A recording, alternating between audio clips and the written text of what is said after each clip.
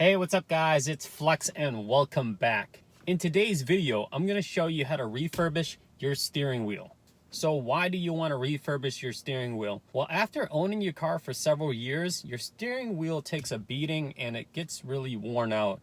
Mine actually has a steering wheel cover on it right now that I bought for $10 at a local store. I actually don't really like it that much because it doesn't look stock, but if you peel it back, you'll see all the little nicks and gouges and whatnot in this steering wheel that just doesn't look really good.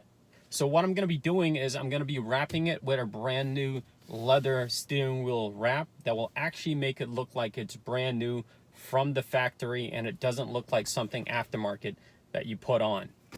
So here's the kit I bought online. I'll leave a link in the description below. You can actually fully customize this.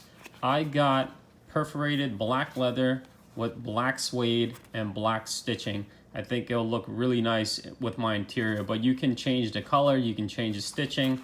That's all available in the link below. I got black threads with a needle. Here's some more black thread. Also a plastic wedge tool to push in some of the parts of the leather that does not get sewn but needs to be wedged under the bezel.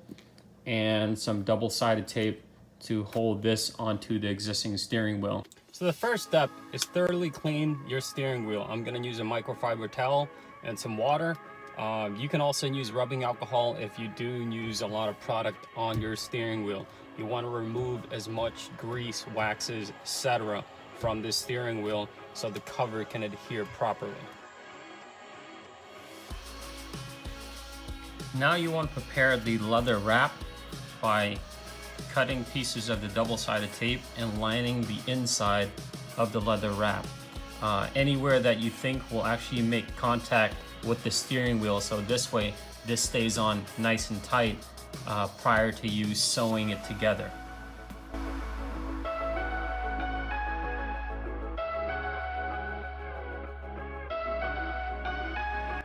So here's the tape fully installed. As you can see, I outlined the edges, both sides of the wrap. Just make sure that you are probably about 1 centimeter or 2 from the actual edge, because that is your sewing edge. You don't want to have to be sewing into the tape. So now let's take it downstairs and install it on the steering wheel. Now we can take our leather wrap and dry fit it onto the steering wheel. We're not going to remove the backing of the adhesive tape yet because we don't want it to fully adhere.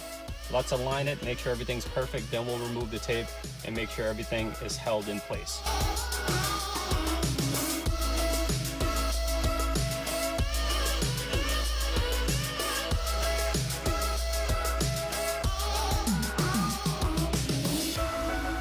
Now everything looks nice and aligned and good. I'm going to start peeling back the tape and sticking the wrap onto the actual steering wheel.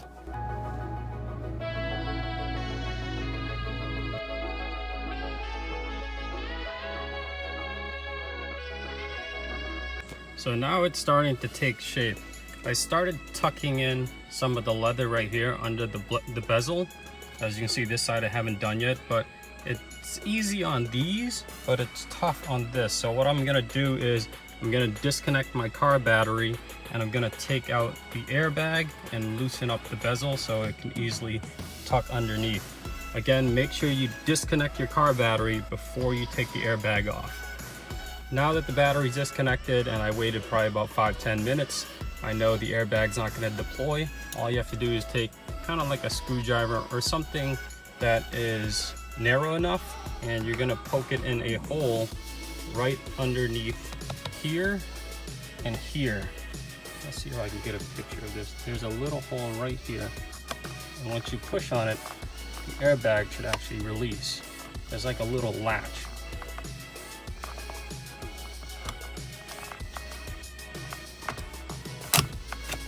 There, so you can see, it popped up. Just gotta do the other side.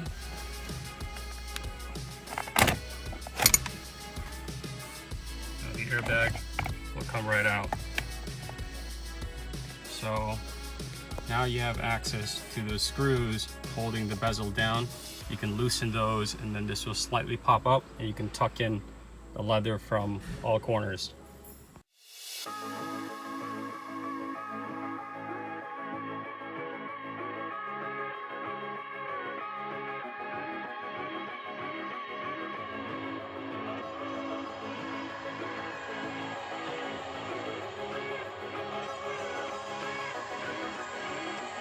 Just reinstall the airbag and tighten everything up because everything is nice and tucked. This was a pain in the ass to tuck in, but I was able to manage to tuck it in and tuck it in the bottom. These two on the sides were actually pretty straightforward because this will pop right up and you can slide it right in. You can also put some more tape and hold it in place there while this is out. But now that everything is nice and held on, it's time to get to the fun part and start stitching this together.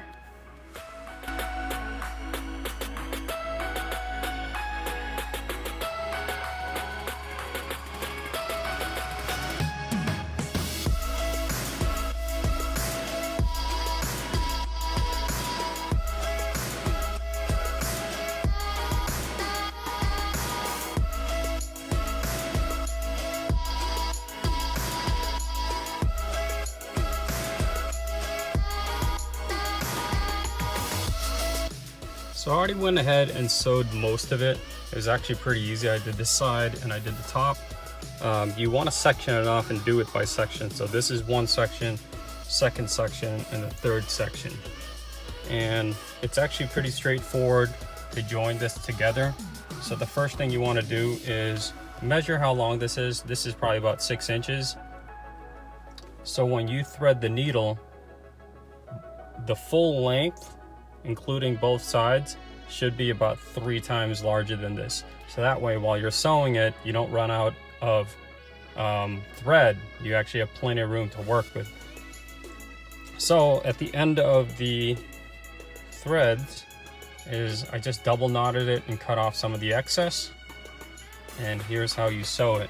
So you want to start off in a corner here or here, it doesn't really matter. I'm going to show you right here because it's a lot easier to film. But what you want to do is take your needle and you want to just puncture it through here from the inside and have it come out the other side like this.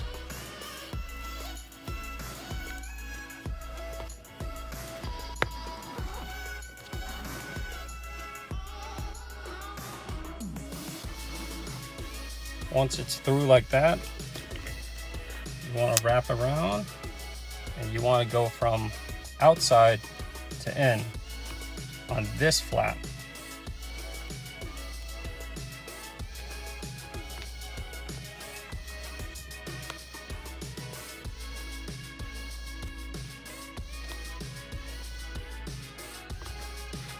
So now both sides are joined like that. And then I want to repeat the first part again by going through this flap. I'm going to puncture it through again from the inside and pull out the other side. So now both sides should be joined like this. So now that both sides are joined, the rest is pretty easy. You want to take your needle and you want to find the first loop right here, go through it from the outside in, pull it through, and then on the other flap on this side, you find the next loop and you do the same exact thing from outside in. So outside in, pull it through, and then you basically repeat that process left and right, left and right, left and right, and I'll make a crisscross pattern all the way through until you reach the end. When you reach the end, it's the same part as the first. Just go around, stick it from the outside, and it comes from the inside, then go from the inside to the out and loop it around, and then snip it off and then just double knot it in that section, and you should be done.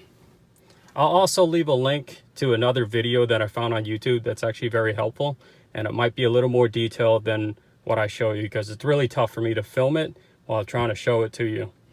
Well, here's the final product. It looks and feels really nice. I wish I did this sooner, to be honest. You got the suede on the side, you got the perforated black leather, and then the black stitching. It just, it feels like a brand new car. So I definitely highly recommend you do this if you have an old steering wheel or it's just really gone through a lot of wear and tear. Well, there you have it. I hope you liked the video. If you do, hit like below. As always, make sure you subscribe, and I will see you next time.